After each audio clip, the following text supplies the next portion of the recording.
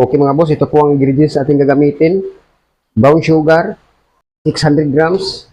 Baking, 80 grams. Yeast, 1 tablespoon. Asin, 1 teaspoon. Skim milk, 50 grams. Cocoa powder, 50 grams. Oil, 3 cups. Tubig, 5 cups. Harina, third glass, 1 kilo. Ngayon, haluin lang natin.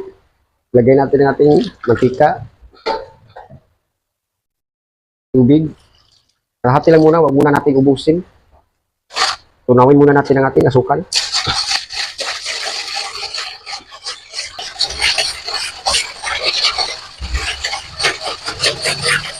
Lagay natin ating harina. Atin natin skim milk. Ating cocoa. Baking at saka yeast. Haluin lang.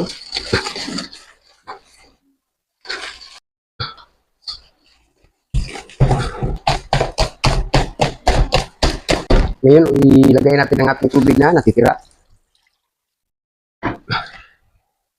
Gandahan lang sa pag-mix, baka matapon.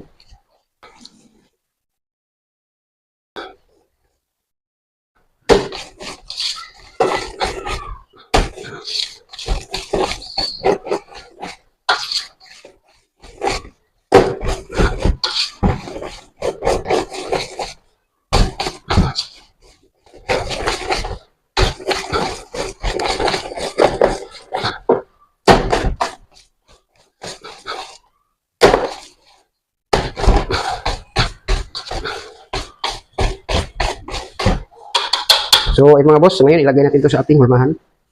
Ngayon mga idol, ilagay natin sa ating hulmahan. So, dalawang hulmahan ang ating gagamitin. Small size po ito mga boss.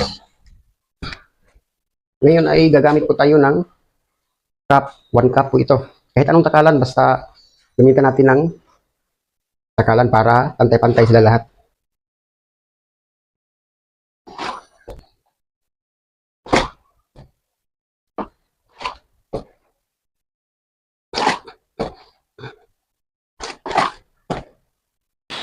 So ngayon mga boss ay maglagay tayo ng toppings na linga.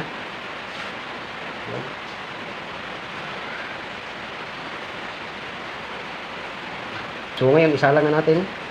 Yan mga boss, nasalang na natin. So isalang natin sa 180 Celsius degrees ang init ng ating oven. Okay mga boss, luto na ang ating chocolate. So naluto natin siya sa loob ng 20 minutes. Ngayon hanguin na natin. Okay mga boss, ayan, nahain na natin. Ngayon, palamigin na natin bago natin kunin sa kanyang hulmahan. Okay mga boss, ayan po, nakuha na natin sa kanyang hulmahan. So, ayan po ang laman niya mga boss, no? So, paano mga boss, hanggang dito na lang. Hanggang sa susunod, maraming salamat sa panonood. Pakipalo, like and share. God bless po sa ating lahat and happy baking.